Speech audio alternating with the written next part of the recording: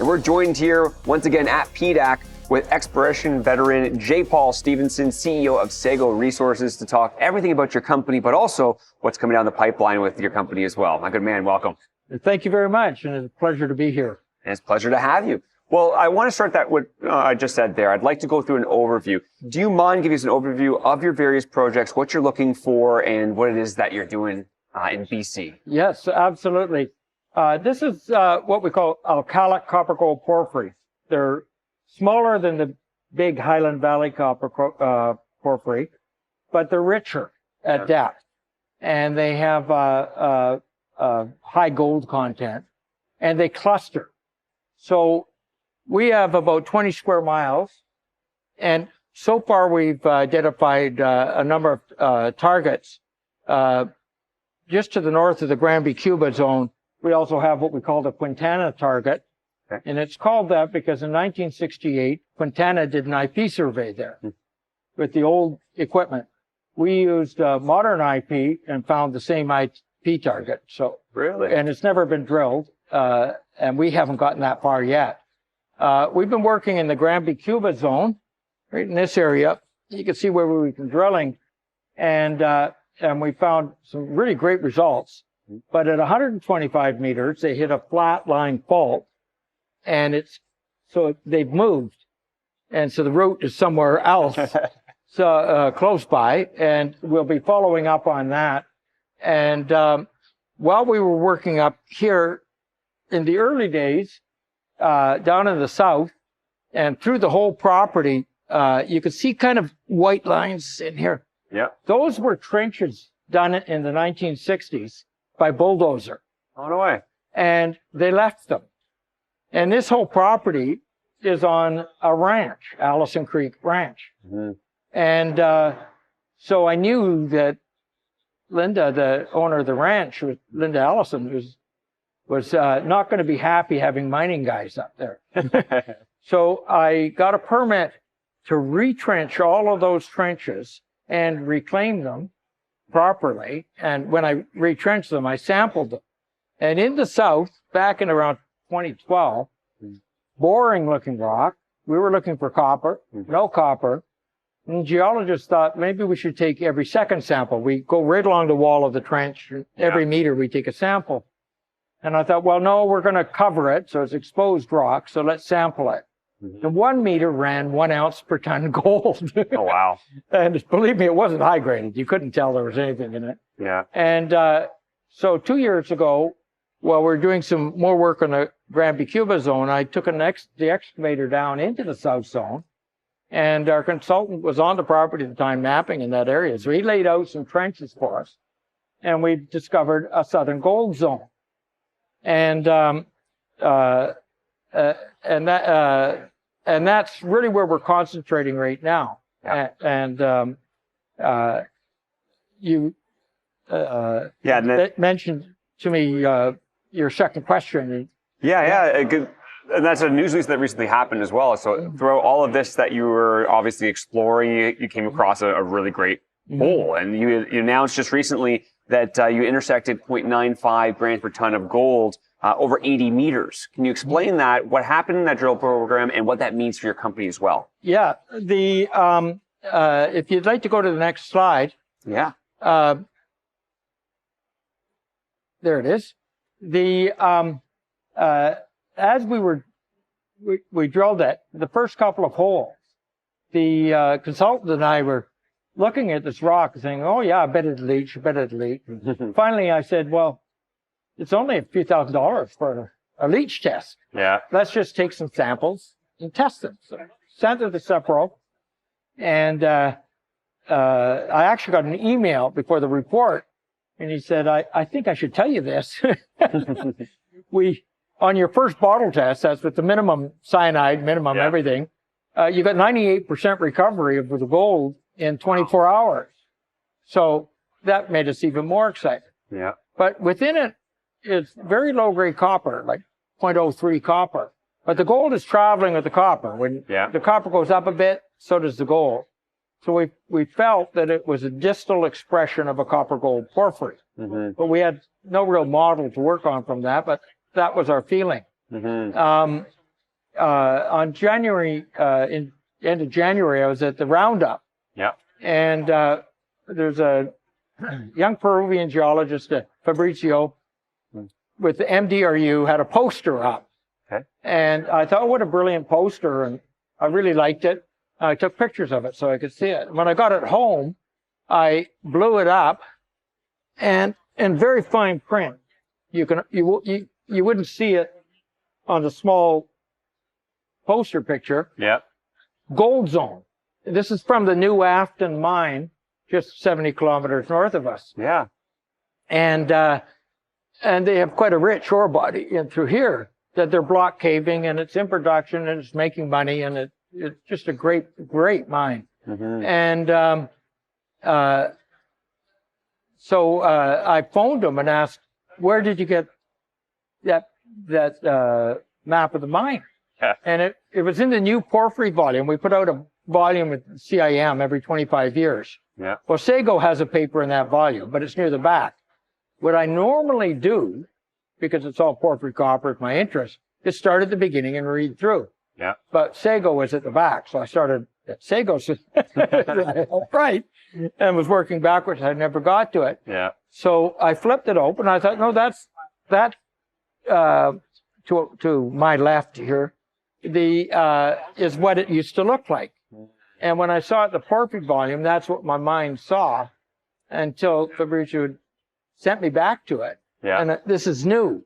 See, so we didn't Interesting. know about that in the past, this gold zone in the past. Well, our gold zone is subperpendicular. It's Yep. exactly like that. Ours is a little larger and a little richer in gold, but not, not much larger. Runs in the same direction. Mm-hmm. Has the same alteration, the same intrusive, the same structures, Yeah. faults, everything. It's just like that. Hmm.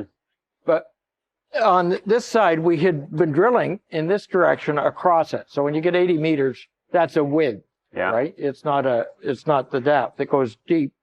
And we'd hit high, because there were some magnetometer highs on that edge. Yeah. On our property. On this property, high magnetometer highs down. Hmm. And you go from unaltered rock straight into the gold, and then you hit the alteration around the ore body. Yeah. So in the next year, what we're going to do is end of March, early April, we're planning is to come back at it and drill a hole. This is our one of our planned holes. Okay, and that's what I was curious too, right? Because obviously, if you find a good result and you're like, oh, okay, it starts leading you down a path. What do you do next, and where do you start drilling next? And you're beginning to explain it here. If you can go into, do you have a drill program this year that's going to be attacking it, or something in the near future? Yeah, we're planning it for end of March, early April. Yeah. We do smaller programs like until you actually are into it. Yeah. Because my real exploration is methodical. It's not dynamic and it's not aggressive. You can miss too easily that way. So we have been putting together data, and then this just came up in January when we were planning to drill to the north anyway because we're getting more copper on our north edge. But suddenly we now have a model that says, okay, now if we drill through this gold zone to the north and hit phyllic alteration, don't stop. Keep going. Yeah. And you need to get deeper. Our system's a little higher. Our gold zone comes right to surface. It starts right on surface. And so we want to get deeper to get to the right depth of these things. Yeah. There was a paper yesterday here at the PDAC that the richer deposits are being found below the open pitable, and these are block cave. And so our plan is to, instead of drilling from north to south like we were, from south to north, and see if we can locate a copper gold porphyry along the north edge. Now we have signs. We have some soil geochemistry to the north. We have an IP anomaly just to the north. And in the outcrops at surface, there's fine-grained chalcopyrite, not ore grade. Yeah. But you're not expected to hit any ore grade to get to that. Yeah. And I should point out that the new Afton mine is underneath a former open pit at Afton. They drilled, it was known there was some higher grade underneath. Yeah. The company that took that on really took now we know you drill deeper. Yeah. Then you didn't know. Yeah. They took a big chance and they found a mine. And, but it's putting together data. Yeah. You really have to data manage. This drill hole wasn't just said, oh, we should drill that way. It was a compilation of all of our drill holes, all of our data, reviewing the data from the new Afton mine. And then coming up with that plan. Yeah, that's how you come up with your targets. And now for investors in the future, for those that are with your company right now, maybe hearing about your company and excited about it and want to learn more, what are those catalysts to come? What should investors be excited about in the near future coming from your company? Yeah, the main thing is we're in a well-known porphyry belt. In fact, South Central British Columbia is the largest copper producing area in Canada. There are a number of mines in the area. One hit puts us into the ballpark. One hole.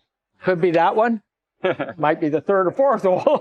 Yeah. But making a hit in this area is not like making it in the far outskirts or something. We are in a very prolific belt. A hit moves us really close to being a major player. So it'll be effective, and the drill holes will be chosen based on science. So I think the next year is going to be really exciting for us. Yeah. Well, it's exciting information. I appreciate it very much, J. Paul. And really quickly, for those who are watching this, if they want to find out more information, do a deeper dive into your company, where can they turn? Go to our website, segoresources.com. The full PowerPoint slide is up there. And feel free to call me at any time. Our phone numbers are up there. And when I'm not in the office, the phones are forwarded to myself. I have actually received phone calls while I'm standing at the drill. Yeah.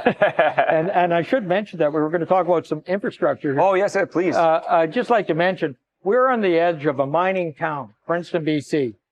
When I first came there, I was asked, do you help the First Nations build capacity? And my answer is no. The First Nations in that area are knowledgeable mining people, and all of our reclamation is performed by First Nations. We received an award for the best reclamation in British Columbia for our work on this property. That's not me. That's not Sego. That's the First Nations. They really know what they're doing. We're a 3.5-hour drive from the Port of Vancouver.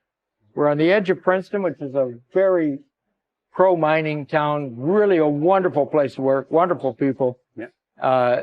There's an airport there. There's power right to the edge of our property. So we've got all the needed everything is there. To do it. Yeah. We actually, our joke is we can order a pizza in Princeton and have it delivered to the drill. Well, it makes a lot, it's very important because like you were saying earlier, it's unlike when you're farther up north, you're in the middle of nowhere. If you hit a hole, hey, that could be good, but there's no roads going there. There's no access there. It's much more expensive. Here's not the case. No, it's not at all. The access road to the Copper Mountain mine is just down the highway to us, from us. So they haul out this highway. Some of the Afton concentrate is hauled out in this highway. Yeah. It's a wonderful highway. It's scenic. It's beautiful. If you get a chance to drive from Vancouver to Princeton, take it. It's a beautiful drive. Okay, well, I appreciate very much your time, J. Paul. Thank you for all this information as well, and where investors know to get more information for you as well. I hope you enjoy the rest of your PDAC. Yeah, I'll enjoy it for sure. Thanks very much, anybody watching.